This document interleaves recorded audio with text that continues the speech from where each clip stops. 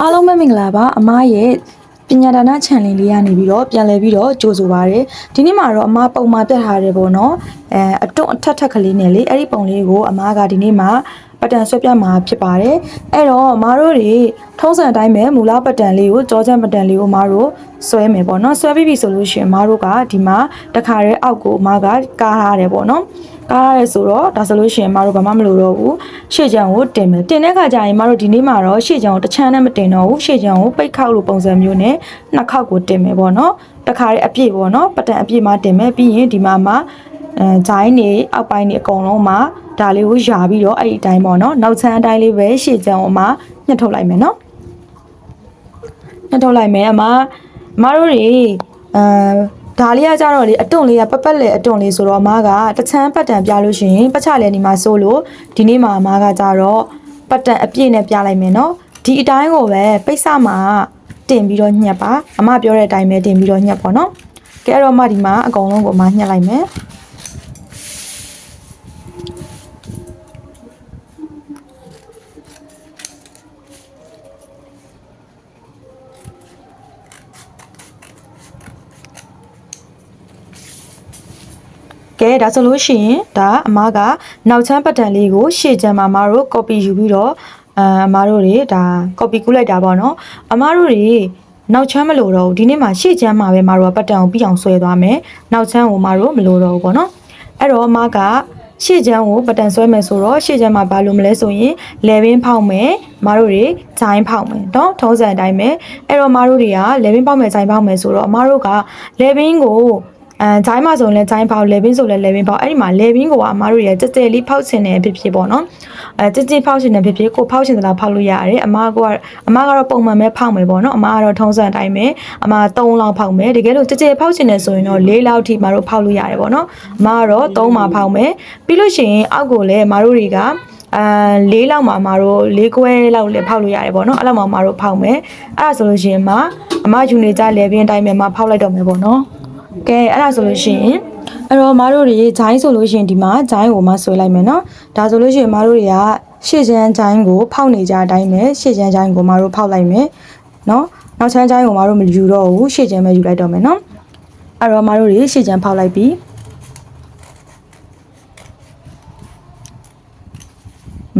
ဒါဆိုလို့ရှိရင်မတို့လေဘင်းကိုလည်းမတစ်ခါရဲဖောက်လိုက်မယ်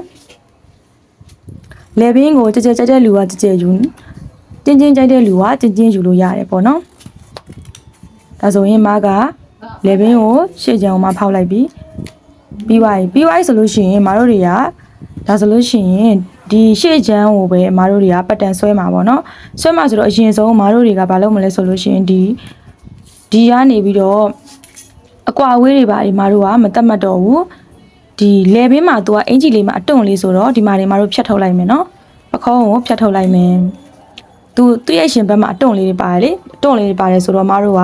သူ့ကိုဘာမှလုပ်စရာမလိုဘူးပခုံးကနေပဲမတို့ဖြတ်ထုတ်လိုက်မယ်အဲဆိုမတို့ဖြတ်လိုက်ပြီးပခုံးဒါဆိုရင်အဲ့ဒီပခုံးကဖယ်လိုက်မယ်နော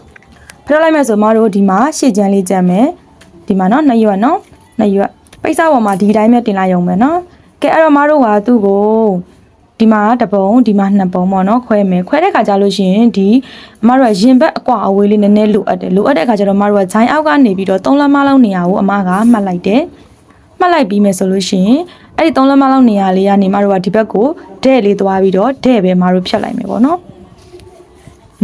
ဒါဆိုလို့ရှိရင်1ပုံရသွားပြီရင်ဘက်ကွာအဝေးအတွက်1ပုံပြီးရင်အောက်က2ပုံဆိုလို့ရှိရင်2ပုံပဲကျန်တော့မယ်2ပုံကိုလည်းအမတို့တွေမျှပြီးတော့အတွန့်လေးကိုချလို့ရတယ်အကွာအဝေးတွေမလို့တော့ဘူးသူ့ကိုကြတော့လေအမတို့ဒီမှာမျှချလိုက်ဒါဆိုလို့ရှိရင်အပိုင်း3ပိုင်းကွဲသွားပြီ1 2 3ဒါဆိုလို့ရှိရင်အဲ့3ပိုင်းကိုမတို့တစ်ခါတည်းမှတ်ထားမယ်ဘာကြောင့်လဲဆိုတော့မတို့တွေအတွန့်တူပြီးပြန်ဆက်တဲ့ခါကျရင်မှားရအောင်ပေါ့နော်မှတ်ထားလိုက်မယ်ဒါဆိုလို့ရှိရင်1ဒါဆိုရင်2ဆိုတော့2ဒါဆိုရင်3ရဲ့အပိုင်းဆိုရင်3ကိုတစ်ခါတည်းမှတ်ထားမယ်သူအပိုင်းလေးတွေတစ်ပိုင်းကမတူဘူးเนาะပြန်ဆက်လို့ရှိရင်မမှားဘူး3ဆိုလဲအောက်မှာအဝိုက်တွေပါတယ်1ဆိုလဲဂျိုင်းပေါက်ပါတယ်เนาะအဲ့လိုမျိုးလေးတွေရှိတယ်အဲ့ဒါကြောင့်မို့မတို့တွေ3ပိုင်းခွဲတယ်3ပိုင်းကိုအမပတ်တန်ညှက်ထုတ်လိုက်ပြီဒါဆိုရင်အပိုင်း3ပိုင်းကွဲသွားပြီပေါ့เนาะဒီတိုင်းလေးကွဲသွားပြီအဲ့ကွဲသွားပြီဆိုတော့မတို့တွေကအဲ့ဒီဟာလေးကိုအမကဒါပိတ်ခောက်ပုံစံမျိုးเนาะပိတ်စပေါ်မှာမတို့တင်တော့မဲ့ပုံစံအမပြမယ်ပေါ့เนาะဒါမှတစ်ပိုင်း2ပိုင်း 3ပိုင်းเนาะဒီတိုင်းလေးပဲเนาะပတ်တန်အပြည့်အမှညှက်ပြထားတယ်ဒါဆိုလို့ရှိရင်မတို့တွေကဘယ်လိုသွားမလဲဆိုလို့ရှိရင်ဒီ3ပိုင်းကိုမှဆက်ပြမယ်ဆက်တဲ့ခါကျရင်မတို့တွေပုံမှန်အင်ကြီးတွေဆက်နေကြတိုင်းဆက်လို့မရဘူးဒီ level ကလည်းမတို့ကကြတော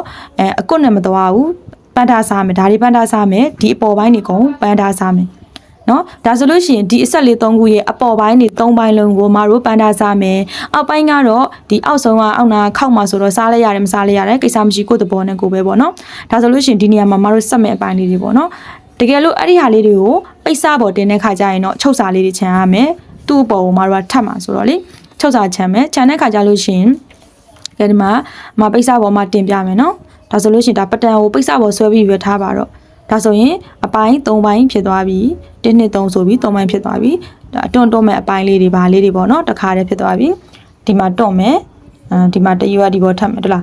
းသူကလေမတို့တွေကပုံမှန်ဆက်နေကြတိုင်းဆက်လို့မရဘူးသူအပေါ်ကနေတစ်ထက်ကမှအတွန့်လေးတွေကိုတစ်ထက်ခါမှဒီမှာဟုတ်လားအပေါ်တစ်လွှာကို1လွှာကို2လွှာတစ်ထက်မယ်2အလွှာကို3အလွှာလေးကထပ်လိုက်မယ်လွယ်လေးနော်ဒီမှာထပ်လိုက်အောင်မယ်ဒီနေရာလေးတွေကပန်းထားစားမယ့်နေရာအမအတွန့်လေးတွေလှုပ်ပြလိုက်မယ်ဒီຢာလေးတွေဒါလေးတွေပေါ့နော်ဒါလေးတွေကိုပန်းထားစားမစားနိုင်ဘူးဆိုလဲကိုယ့်ဘောအနားလေးလုံးလိုက်နော်ဒါပဲဒီအပေါ်ပိုင်းလေးတွေကိုလုံးမယ်လုံးပြီးတော့မှလိုမျိုးလေးထပ်လိုက်အောင်မယ်ထပ်ပြီးတော့အပေါ်ကနေပြီးတော့ B နဲ့ဖြည့်ပြီးတော့တစ်ချောင်းနှင်းချပါအပေါ်ကနေ B နဲ့ဖြည့်ပြီးတော့တစ်ချောင်းနှင်းချပါအဲ့လိုမျိုးလေးတွေနော်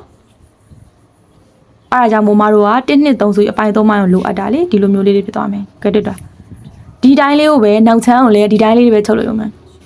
နော်နောက်ချောင်းလေးတိုင်းချုပ်လိုက်ရုံပဲဒီအင်ဂျီအောင်နာကိုလည်းမတို့တွေခောက်ချင်ခောက်မခောက်ချင်လည်းပန်းနာစားလိုက်တော့လှတာပေါ့နော်အဲ့လိုလည်းရတယ်ဒါဆိုရင်မတို့တွေရှေ့ချမ်းအပိုင်းကိုမတို့ပြီးပြီဆိုတော့မတို့ဒီမှာပခုံးပိုင်းကိုလာမယ်ပခုံးပိုင်းကျတော့လည်းလွယ်လေးပါပဲဘယ်လိုလုပ်လဲမဆိုလို့ရှိရင်မတို့တွေကဒီမှာဘယ်လိုလုပ်မလဲဆိုရင်သူ့ရဲ့ဒီမတို့ဖြတ်ထုတ်လိုက်တဲ့အရှည်ပေါ့ဒီအရှည်ကိုမတို့ယူတော့မှပခုံးမှာခြောင်းတာတွေလည်းမဖြစ်ဘူးကြက်တာတွေလည်းမဖြစ်ဘူးပေါ့နော်အဲ့တော့မတို့ကသူ့ရဲ့ဒီအရှည်ဘယ်လောက်ရှိလဲဒီအရှည်ကိုမတို့ယူမယ်နော်ဒီရှည်ကိုဘယ်လောက်ရှိလဲဆိုသူ့ရှည်ကမတိုင်းမယ်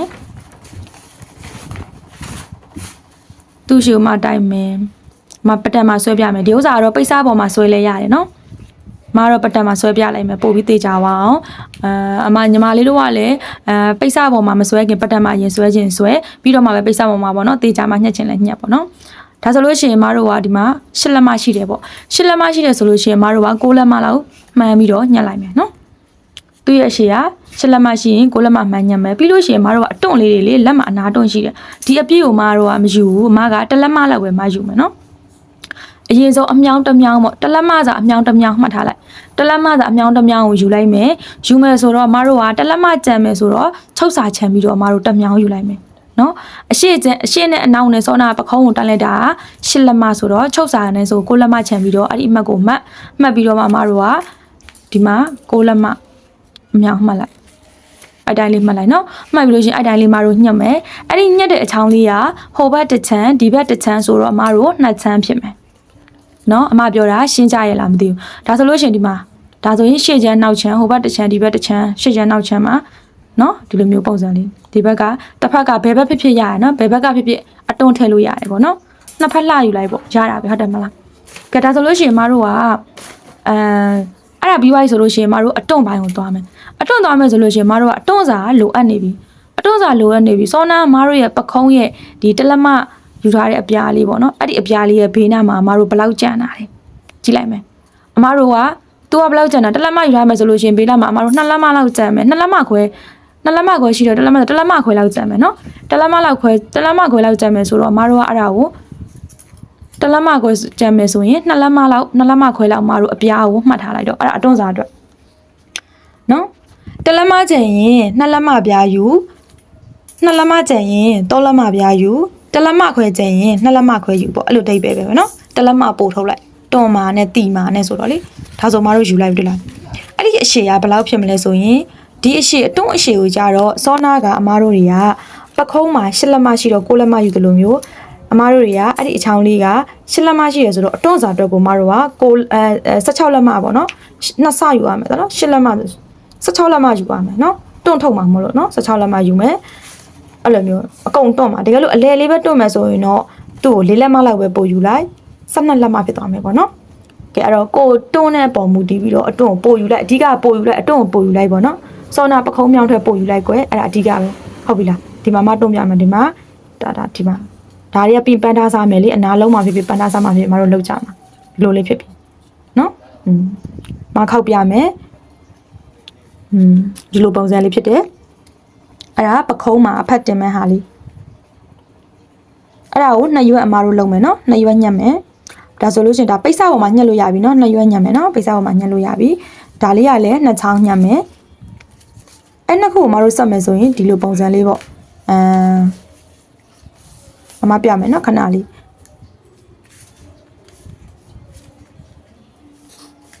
ဒီမှာတော့အပိုင်းလေးတွေခွဲတာเนาะအဲ့ဒီအပိုင်းလေးတွေအဓိကပဲအပိုင်းမှာသွားလို့ရှင်ပုံစံပြောင်းသွားလိမ့်မယ်เนาะဒီမှာပခုံးတွေ့လားဒီမှာပခုံးမှာမတို့ဖြစ်ထားတဲ့ဟာလေးကဒီမှာဒီတလက်မပြားလေးက2ချောင်းအတွန့်ဆိုလဲ2ရွက်เนาะ2ချောင်း2ရွက်ဘာဆိုဟိုဘက်တစ်ချမ်းဒီဘက်တစ်ချမ်းเนาะဒီလိုလေးခောက်လိုက်လို့ရှိရင်ဒါဆိုရင်ဒါပခုံးလေးအဲ့ခောက်ထားတဲ့ဟာလေးကပခုံးလေးပေါ့ဒီဘက်ကကြတော့အမဟိုဘက်ကဘောပင်နဲ့ပြထားတဲ့ဥစ္စာကကြတော့အနာလုံးရင်လုံးမလုံးရင်ပန်းထားစားဒီဘက်ကပူးမဲဟာလေးနှစ်ခုကကြတော့တွန့်ရမယ်နော်ဒါတွန့်ရမယ်ဟာနော်ဒီဟာနဲ့ဆက်ဖို့အတွက်ဟုတ်ပြီနော်ဒါဆိုလို့ရှိရင်ဒါဆိုလို့ရှိရင်တို့နှစ်ခုကိုတွဲပြီးပြီဆိုတော့မှအမားတို့တွေကဘာလုပ်မလဲဆိုရင်ဒီကိုလာကွက်မယ်အဲ့ဒါလေးကဒီမှာကလေဘင်းကအမားတို့တွန့်ထားပြီးသားဆိုတော့အမားတို့ဘာမှမဆက်နဲ့ဒီလေဘင်းအောက်ကိုဒီလိုမျိုးလေးကတ်တင်လိုက်ရုံပဲတွေ့လားလေဘင်းအောက်လေးတွေကိုအဲ့ဒီပခုံးလေးကိုထည့်လိုက်ရုံပဲအပေါ်ကနေပြီးတော့ဖိချုပ်လိုက်နော်ဒီမှာကြည့်နီးကပ်ပြမယ်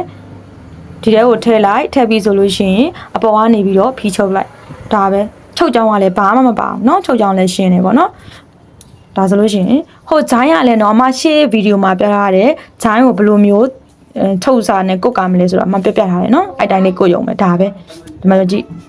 တစ်ဖက်ကရှေ့ချမ်းတစ်ဖက်ကနောက်ချမ်းဟုတ်တယ်နော်မျိုးလုံးထဲမှာမြင်ရလားမသိဘူးအမပြောတာကိုဒါဆိုလို့ရှိရင်မတို့တွေဒီဘက်ကလည်းဂျိုင်းရလည်းကိုစရာရှိတာကိုလိုက်ရုံပဲအဲ့ဒါပြီးရင်မတို့ပေးပိတ်လိုက်ပြီးသွားပြီနော် point ကဘာမှမပါဘူး point ကရှင်းလေးအထက်ကကြည့်လို့ရှိရင်အတွန်းဖတ်တွေနဲ့ဟိုဘယ်လိုလဲမညက်တက်အောင်ဆိုလို့ရှိရင်ခတ်တယ်လို့ဖြစ်တာပေါ့နော်တကယ်တော့ point ကရှင်းတယ်ချုပ်တဲ့ point တွေအကုန်ရှင်းတယ်ညက်တဲ့ point တွေလည်းအကုန်ရှင်းတယ်ဘာဆိုဘာမှတိတ်မပါဘူးပါတာနဲတယ်နော်ဒါလေးတွေဆိုလို့ရှိရင်လည်းပန်းသားလေးတွေစားလိုက်ရုံပဲပြီးရင်1 2 3အပိုင်း3ပိုင်းခွဲ1ပေါ်2ထပ်2ပေါ်3ထပ်ဒါပဲနော်ကဲမရှင်းတာရှိရင်အမကို comment မှာမေးလို့ရတယ်ပြီးတော့အမကဒီ6လပိုင်းတရက်နေ့ကြာလို့ရှိရင်တင်နန်းဖွင့်မှာမို့လို့